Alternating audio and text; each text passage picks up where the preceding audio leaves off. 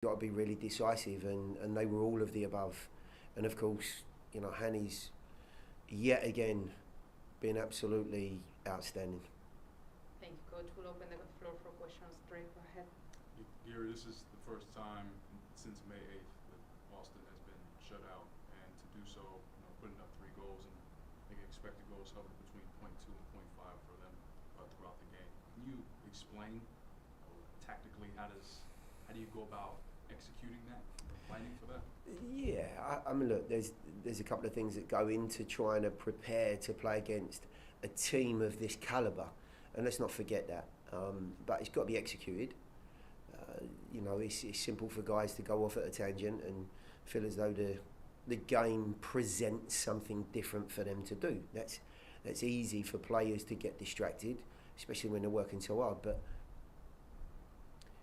I can't reinforce any more than I have done already that the attitude and the willingness, the competitive look about the group, and of course the confidence and the belief that comes with winning 3 games on the spin helps enormously. I mean, there's no doubt about that.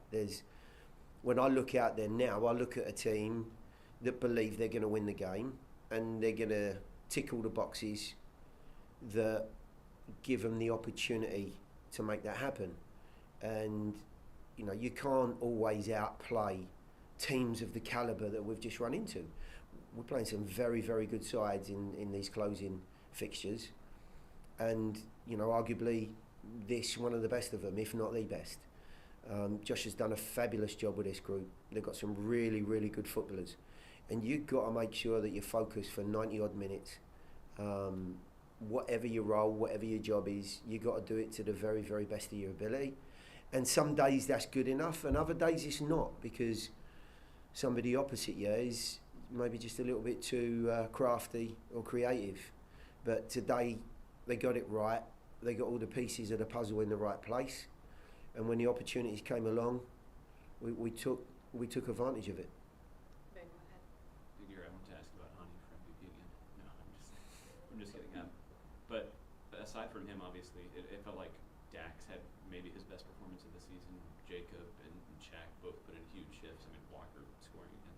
What do you make of those guys? Kind of, you talked about wanting other people to step up, and it feels like they did against, like you said, arguably the best team we've played.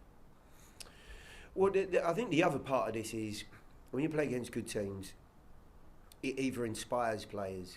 The good players, it inspires. They step up to the plate. They want that competition. They want to prove themselves. Or you can actually go into your shell. And I think what you're saying is that the guys tonight, they were inspired by the opponent, by the occasion, by the opportunity. And I think just as importantly, they're inspired by keeping this run going, which of course is going to be key to being above that line again. So you're absolutely right. Dax was outstanding. Sean played another 70 minutes, 3rd game in a week. But I do think that given some of the earlier rotation up in Vancouver, we were able to see a more energetic and driven group tonight. Most of them were turning out for their 2nd game, and it's always very, very tough with that 3rd game in a week. We've seen it in the past, and legs get heavy, and it's tough to get that sharpness in around the goal, maintain the standards. But tonight, no doubt about it, everyone raised their game. Gary, the home form had not been great up before this run, and I think you've seen a lot of people coming to the park, sampling the team. I think it's been, a lot of fans have come in and for the first time come to a game here. What does it mean to put together a run like this where you're not only winning but also scoring to keep fans? I mean, look, ultimately, I know as well as anyone that we're trying to entertain people as well. And truly, we came off against Toronto and lost 4-3. There were a lot of disappointed people in that locker room, of course, because we lost. I would expect that the fans come in, and whilst there was dejection for our home fans, that we hadn't, been able to add points to the board, or even better than that, win. but they've seen 7 goals and a lot of excitement. So I do understand that. You know, finding the balance between scoring goals, being expansive, being creative, but also winning is a very fine line, because I think you can add creative players, technicians to any group, but if you get the balance of the group wrong, they become soft. They have a weak underbelly. It's difficult to go away from home and get results. And I think slowly but surely, certainly as we've moved through this season, we've added a couple of extra players in important areas. The guys have kept the faith when we were away from home for such a long period early on. The home form, in my mind, would always, somewhere along the way, have a little bit of a hiccup. Just purely because the surroundings had changed. Teams come to this venue and, you know, they're enjoying playing in front of such a good crowd, in such a good stadium, on such a carpet of a field. So therefore, you've not only got an opposing team that are playing at their best, we're also not an unknown anymore. You know, we're a side that I think Team C are competitive, and on their day, capable of beating most teams. We found it difficult to put all the pieces together through a period of the season, which again is not uncommon for teams. But I think the biggest credit that you can give the group is that they've turned it around, and we've had some very, very decent results. And there's a much better feel about the group. I'm not saying there won't be difficult games again. There will be. You know, we're running to a very, very good LA Galaxy team next week, and I'm sure the challenge will be, you know, as difficult as any that we could imagine, given the standings.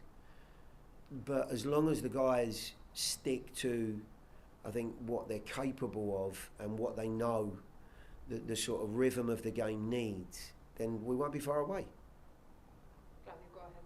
Gary, it was obvious that Nashville's played a very good first half. It's a pretty good team. But it looked like, I don't know, maybe, how do you feel about the fact that you maybe have thought that the game could go either way because of the way? For sure. Yeah, and what can we share with us about the conversation you had with the guys at halftime that pretty much changed everything?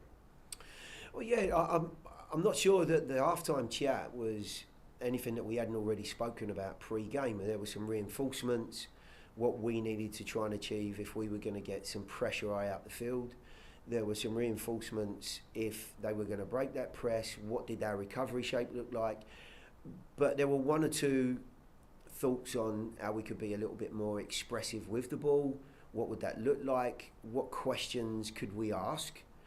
I think most importantly, we got in some very encouraging positions, and it was just that final pass, that final choice, maybe a missed touch at an important time. It wasn't the fact that we weren't getting in good positions. It was we couldn't quite find that telling moment to change the game. And in the end, it came through a dead ball situation. Somebody that we've relied on in the past, terrific delivery from Daniel. And that goal did more for our group than I could have done at half time. Because you're in the lead, it changes the face of the game. The guys were already in a good place. We needed to break the deadlock somehow to force them to commit a little bit more and then maybe take advantage of that. Or to get them in a position where, maybe some anxious moments, a goal down, we're going to, test their quality and resolve at an important time, and we were able to do that. So the opening goal was absolutely vital. If it had gone their way, who knows? I mean, that first goal was so important to either team. We are going to transition into the chat. Tim, go ahead. Gary, Dax sat where you are on Wednesday and gave an impassioned speech for Hani, effectively an MVP campaign speech. How important is it for Hani not just to play the way he has for you guys for 3 years now, but at the most important time of this season, especially when it looked like you guys were kind of of making the playoffs to do what he could to say, hey, that's not going to be us. We are a team that I believe should make the playoffs, and for him to do what he's done the past 4 years. Honestly, Tim, I think his form has been very, very consistent throughout. There were some things that I think let us down as a group at particular stages, and we don't have to go into it now because, you know, I'm in a good mood. But there were some results earlier on in the season, of course, that, you know, we should have seen out and we didn't. So I think he's held himself incredibly well, and he's maintained a very, very high standard. But I think what you should know is, and I think you already do from the way Dak spoke, is that the guys are so behind him. You know, he's in a race for this MVP award. I think that really has been magnified for him and others because he didn't get it last year when I think a lot of people felt he should have. To turn around this year and put in the type of performances and season that he's had is phenomenal. I think it just shows the calibre of the individual. But I think this is all reciprocal. He understands that the better he plays, the more creative and obviously, you know, the more he executes and the more clinical he is, the better it is for the team. The team know likewise. If they can support him in this process to be more effective, then we're all beneficiaries of maybe an award or getting into the playoffs. And, you know, individually, I know that he would love to have the MVP award. But I think if you ask him and peel back the layers, he would say, I want to be above that line. And I do believe that if we are, it gives me a much, much better chance of being chosen as that person. Dre, take us home. What do you see now that the two, Sebastian and Hani, have actually gone up against each other? You know, what are your thoughts personally, but also knowing who Hani is and his intentions? He's spoken about them publicly. What do you think he thinks about having a performance like that going up against? Yeah, I've no doubt. Look, people will look at the two guys on the field on the same day, and they're bound to make comparisons. I thought we did a very good job of really keeping Driussi quiet. He is an incredibly talented guy, and deserves all the accolades that are coming his way. No two ways about it. The fact that the team is doing so well, of course, is a huge platform for him as well. But he is a massive part of that. He's the biggest reason, probably, likewise Hani is for us, that they're in the position they're in. So I'm not sure you can, you know, on the night, Hani was able to take advantage of some moments at home, you know, be as effective as he has been in the last 2, 4, 6, 8, 10 weeks, however long it is. You know, he constantly causes defenders problems. Tonight, it's been his night. We'll play him in 2 weeks' time, and make no mistake, Driussi next door will be thinking to himself, this will be my night, and I want to make sure that I have an impact on the game. And I would suspect that Austin will be feeling exactly the same way, and it will be a tremendously difficult game. Tonight is our night, and everyone's going to enjoy it, but we know full well that we've still got work to do, and we've got some very, very tough games coming up. Is that it? Wonderful. Thank you, everybody. We'll be Thank you. going next by Hani Mukhtar and Walker Zimmerman.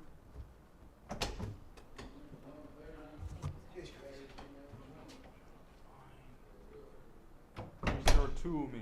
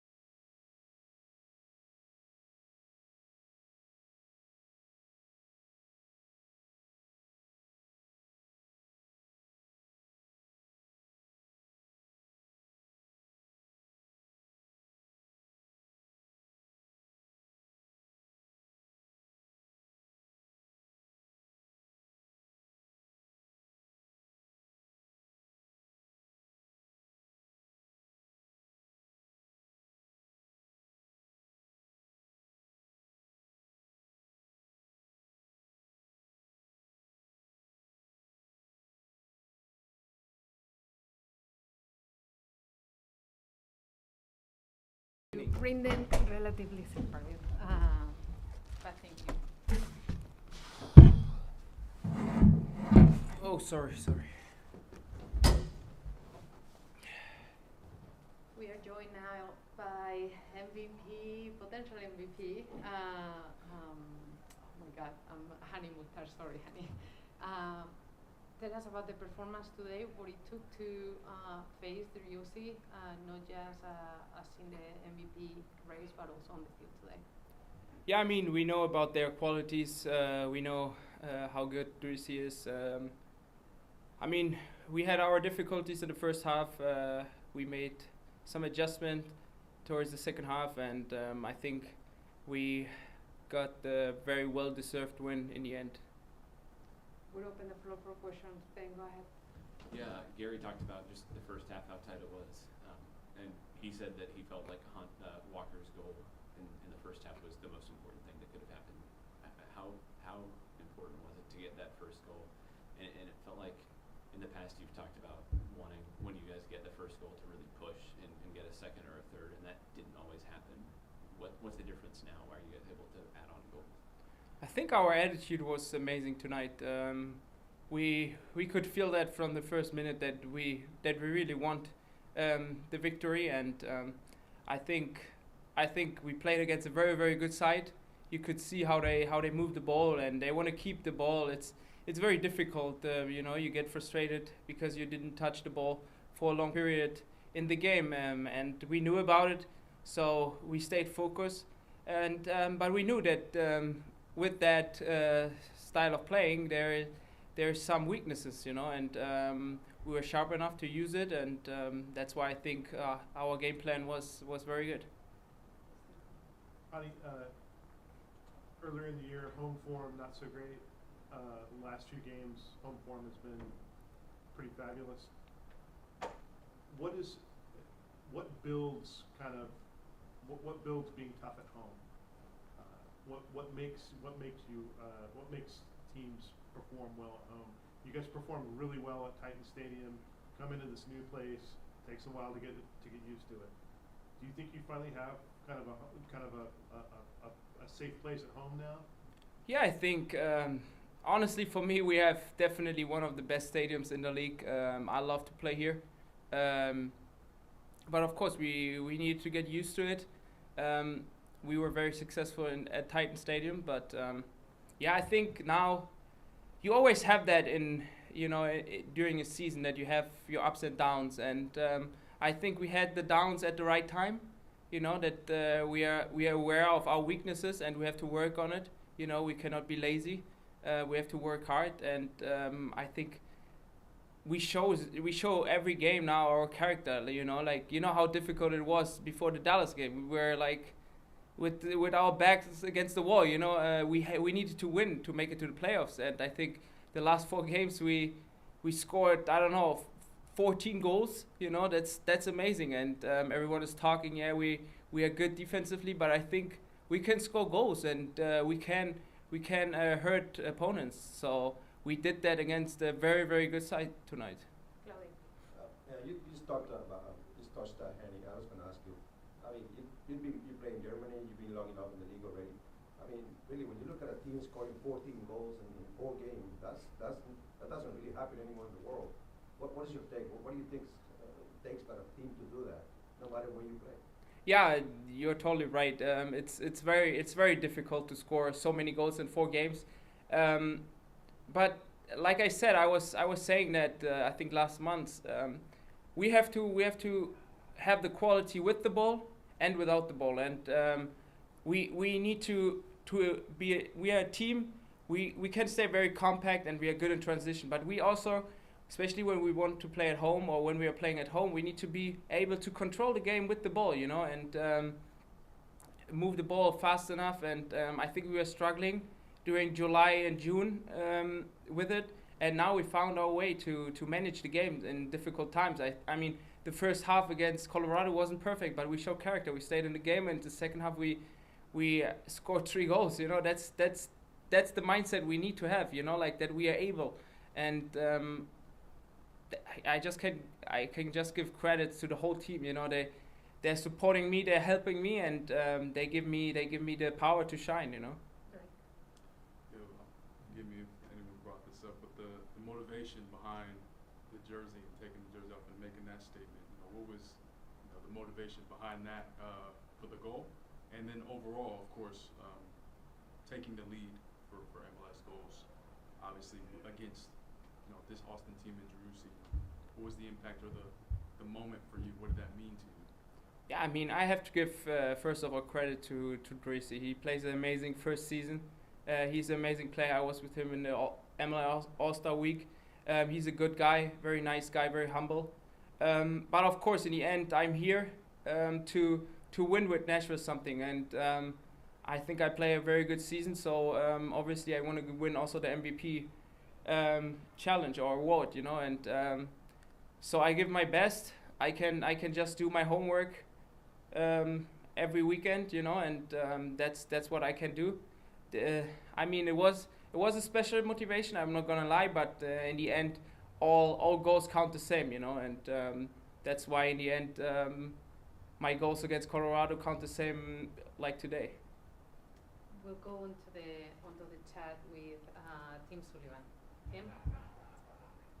Hani, on Wednesday, with your attorney sitting next to you, I guess, you mentioned that your number one goal is team success, but the reality is that this team success is so dependent upon you, and you are in the hunt for the MVP award. What is your, I guess, stump speech for yourself? Since we heard it from Dax on Wednesday, what is your speech for yourself, kind of saying, hey, I've proven that I am not only a contender but a potential winner of the MVP award? Yeah, I mean, it's an amazing award. Last year, I think I was second or third. That's, I mean, I was very close. And that's a goal. That's my goal, my personal goal. But I'm also realistic enough that I know I need the team. The team. I mean, Walker was amazing tonight. And Dax, they fought the whole game, and they closed him down, So I know that I need my teammates. And the third goal or my second goal for the pass from Chak, that was amazing, So I know I need my teammates, and they're really helping me. They're pushing me. The coach gives me the confidence. So it's now on me. I have to deliver, and I will give my best to win the award. We have time for one more question. Ben, go ahead. Yeah, you just mentioned Shaq setting you up for your second. He played a huge role tonight. Jacob, he's come in, and it felt like in the first half of the season, a lot of your counterattacks were you and CJ, and now you have Jacob as kind of a third runner. Just what impact has those two guys getting in and getting the form had to this stretch where you guys are just dominant? Yeah, I mean, both of them, they are really good players. Shaq has a lot of qualities. I mean, he has a lifetime chance, right, to go to the World Cup, and I mean, today you saw in his face that he really wanted it, and that's the spirit we need. We need to bring players in with ambitions, and that helps the whole team, that helps me, that helps the club, and that should be our goal, to bring players with ambitions in here. They want to fight something, and you see that before the game in their faces that they're here for a reason, and yeah, Jacob is a great guy. He brings so much speed to the team. That was a little bit the missing piece. What we are missing. We have the quality, but I think he gives us the depth, and he can make the runs. So yeah, I think I set him first half a couple of times, in the channels, and when he's on his bike, then it's hard to catch him. So yeah, there were really good pieces where we were maybe struggling, and I think they give us a lot. And yeah, I mean, but honestly, the whole team deserve to get credits. It's not only these two players, but of course, Shaq and Jacob, they are doing a great job right so far. Thank you very much. Thank you. Thank you, guys. And we'll see you next Saturday. Yes, sir. Good night, huh? Congratulations. Thank you. Walker is still getting treatment. Do you want him, or do you want to pass on him? when you say it like that sounds mean. No. Would you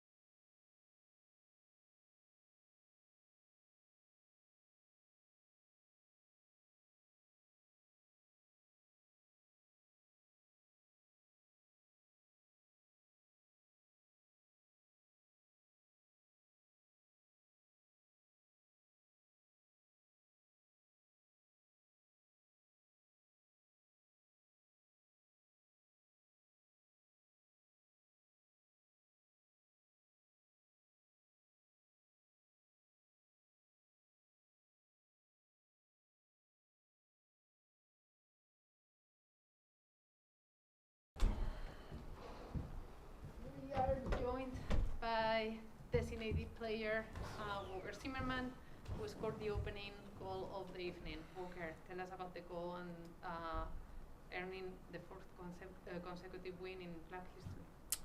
That was a big 3 points for us. You know, we talked before the game. We'd never won 4 in a row in our history, so that was kind of the mindset. Was we were in good form. We had confidence. We know that they're a good team, but the conversation was let's go for 4 in a row. And first half we were decent, not great. Gave up a few opportunities, but we also created some.